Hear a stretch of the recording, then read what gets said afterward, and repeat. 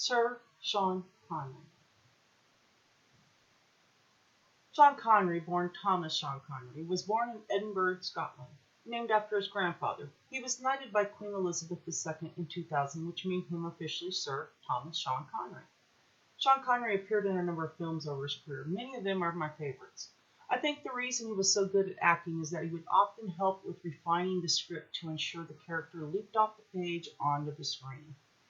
One of my favorite films is Medicine Man, which was written by Tom Schumer, who I actually did get to meet. In the video clip from the trailer you're about to see from Medicine Man, you can actually feel the passion he puts in his acting. He comes across as very dramatic, believable. The lines roll off his tongue naturally. The dialogue is stunning. This is something that inspires me as a writer. You know you've done a great job with the script when the actor owns the character. Where he's made an amazing discovery. What is it you think you've got? I don't think. I know. You found the cure for cancer, and all you can say is, I know? There's just one problem. You did what? I've lost it! Haven't you ever lost anything? You pass your car keys? Well, it's rather like that. Now you have it, now you don't.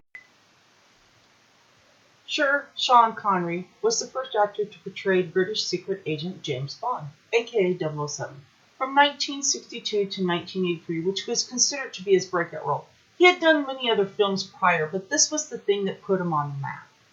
As a matter of fact, you couldn't say Sean Connery's name without thinking about James Bond, even though there were 6 other actors who played James Bond. Although Bond had made him a star, Connery grew tired of the role and the pressure the franchise put on him, saying, "I'm fed up to hear what the whole Bond bit, and I've always hated that James Bond." Michael Caine said that he had become synonymous with Bond. He would be walking down the street and people would say, "Hey, look, there's James Bond." That was particularly upsetting to him. Connery agreed to reprise the role as an aging Agent 007 in Never Say Never Again, released in October of '83. The title, contributed by his wife, refers to the earlier statement that he would never again play the role. Bond. James Bond. The problem was that he was typecasted as James Bond, and he struggled for many years. He often declined taking roles that were further typecasted.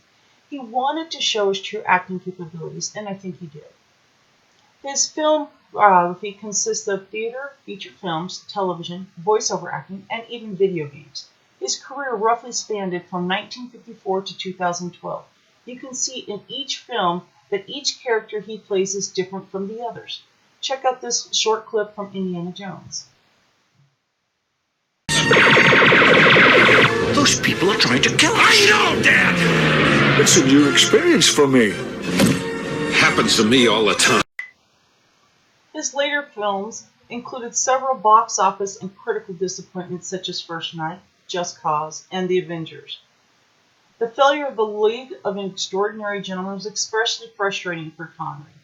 He sensed during the shooting that the production was going off the rails and announced that the director, Stephen Norrington, should be locked up for insanity. He was very vocal about his opinion, and he had a lot of experience where he was coming from when saying that. He also turned down several roles. Some of the more interesting ones was The Matrix. He turned down playing Thomas Crown in 1968 movie with Faye Dunaway. Son would later say it was one of the few roles he had regretted not accepting. He turned down the role of Gandalf in Lord of the Rings, saying he didn't understand the script. He was reportedly offered $30 million along with 15% of the worldwide box office receipts, which would have earned him $400 to $400 million. I guess money wasn't everything to him. What I have learned about Sean Connery is actors don't like being typecasted, even if the film is a success. If you watch his films closely, you can see how his character spoke to him in such a way that he owned the character. The topics of his films are interesting and have something to say. Be flexible with actors when making suggestions. Give it a try. After all, it takes collaboration to create success. Ensure your characters are fully three-dimensional. They should have flaws. The dialogue should roll off the tongue and feel natural to the character. They should have their own voice. For more information on Sean Connery, there's several links here I've included, and I hope you've enjoyed this presentation.